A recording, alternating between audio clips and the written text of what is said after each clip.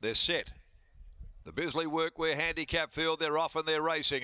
And Ginnivan from the inside, the first to leave, but out very quickly. The mare Sinful Living and Pooley also accelerating. And they pair off Sinful Living, Pooley from Ginnivan. Pin Deep's up there, travelling fourth shortly after. Then 2 lengths behind those, settling into stride, Baby Pearl. Over on the inside is Long Service Leaf, losing its spot after the start. It got right back at the 600. Only 2 behind it, and they included coming towards the home turn. Here on the outside, KTY, and last goes 2 Walks. At the top of the home straight, 400 to go. The mare Sinful Living, she wheels into the home straight, a length and a half clear, nearly 2 in fact now on Pooley. Ginnivan on the rail, Pin Deep now, let's go. He takes it off the bridle to close in on Sinful Living. Behind those then, running on Baby Pearl, KTY, there's no Long Service Leaf back there, zigging and zagging. Pin Deep's raced away from them. This is going to canter home. Much too good for them, Pin Deep. Pin Deep scored from Baby Pearl, a wall of 4 there for third placing, probably KTY maybe from Ginnivan or Long Service Leaf, who didn't get a lot of room in the run home from Sinful Living. Pooley dropped off, and one of the last home, the old fellow goes 2 Walks. Number 8, Pin Deep. Clint Johnston Porter. Second run, gee, tracked up to them beautifully. And when Clint released the handbrake, there was plenty under the hood because Pin Deep booted clear from them, and he just let the horse idle to the post at the end of it all to win, and win with a bit in hand. Second up today, number 8, Pin Deep for Chris and Michael Ganjemi. Beat 7, Baby Pearl, Troy Turner. Or third was close. Sinful Living kicked on the rail from KTY and Ginnivan. And back behind those, the favourite, Long Service Leaf, who'd lost touch with them and then had trouble trying to negotiate a clear path behind them over towards the inside. So we'll confirm third, but that is pretty tight. Sinful Living did kick back and makes it interesting for the minor spoils. Pin Deep for Ganjemi Thoroughbreds. Vic and Tim Syndicate, managed by Simon Merritt, racecourse photographer here with Western Race Picks, and Mizelle Grogan, and prepared by the brothers Ganjemi, Clint Johnston Porter in the saddle. Over 7, Baby Pearl, a Rommel gelding from Pearl of the Plain, Colin Webster Jr., Troy Turner combining with BJ, GJ Bowen, B. McDowell, I. Stevenson, M. Terry, along with G. Lynch, J. Stager, Miss L. Bowen and Mrs. L. McDowell. And third, here's the result coming to hand.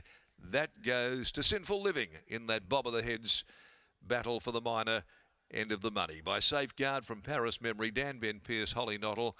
Now fourth is number 2, Ginnivan, in front of KTY, which was the widest of them. 8, 7, 5, 2, 8, 7, 5 and 2. And the favourite finishing back there in 6th place. So Pin Deep with win 7 from 31, and a resounding victory the way that it cruised to them and then was able to just lock off in the last little bit. Race number 4, the Mrs. Max handicap at 2:14. We take out 10, the stablemate of the previous winner, Olaf the Snowman. Number 10, Olaf the Snowman, out of race 4 at 2:14. Lockie's back there in the yard, and Lock second up today. This is one with a little bit extra in the tank. That he has, Darren. Some win from Pin Deep, and didn't the punters get this one spot on? He looked like he had drawn a fraction awkward on paper, but 1 out, 1 back within the first 100 metres, and from there, wow, didn't he win with some dominance? As winning trainer Chris Ganjemi joins me now. Chris, congratulations on the victory. Talk us through your confidence levels between yourself and Michael coming into this afternoon's second up assignment, because the punters were really keen on his chances. Yeah, his first up run was really good, Lock. Obviously, he's a horse that until today, I don't think he's won more than a Class 5 sort of thing, so that was probably the doubt that everyone had. But if you just go on this prep alone, his trial was sensational against the open class horses, and his first up run was huge. So if he lobbed a spot like he did, he was always going to be hard to beat. That always looked like the awkward spot on paper, whether he would lob a spot, but once he did, that was some ride from CJP. Yeah, it was. Obviously, we spoke before the race and said we sort of thought if he lobbed that spot, it'd be very hard to beat. And yeah, as soon as he did, it looked like he was going to be hard to hold out a long way from home. Yourself and Michael have trained plenty of good 1,000-metre, 1,200-metre sprinters in the past. What's this guy's ceiling? I'm not sure. Obviously, like I say, he'd had almost 30 starts when we bought him, and like I say, he'd only won. He'd been a handy horse, but he seems to have gone on another level this prep. So hopefully, he doesn't mind sticking out the track. So if he gets that over the next few weeks too, it won't hurt him either. How about the runner Simon Merritt? Has he taken you out for dinner or anything? He's just flying as an owner. Yeah, he's flying. So he's Lauren. Actually, that's 3 Saturdays in a row. Lauren's owned to win it, so she's flying too. Don't try to get dinner off her. I'll give you the tip. Well done. Thanks, mate. Cheers. There's Chris Jamie, and here's Clint Johnson-Porter. Clint Johnson-Porter joins me now on a horse that you would have known throughout its entire career.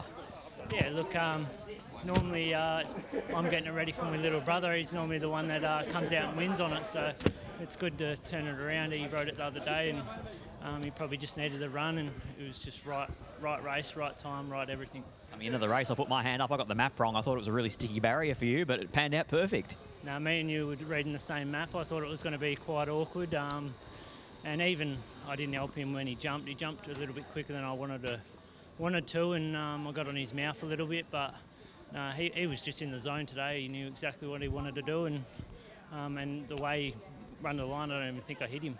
Exactly right. It's not often you come to a Saturday and you have a ride like that where you're the winner from so far out. Yeah, especially on Pen Deep. He's just a battler, so I'm just happy he's going really good for the team. Team's going well, you're going well. Well done. Thank you. There's Clint Johnson-Porter. He combines once again with Chris and Michael Gangemi. The team is absolutely airborne at the moment, and Pin Deep takes out race number 3, second up here this afternoon at Belmont Park. We'll take a break, and on the other side, we'll be back for the third of 7 at Reuben.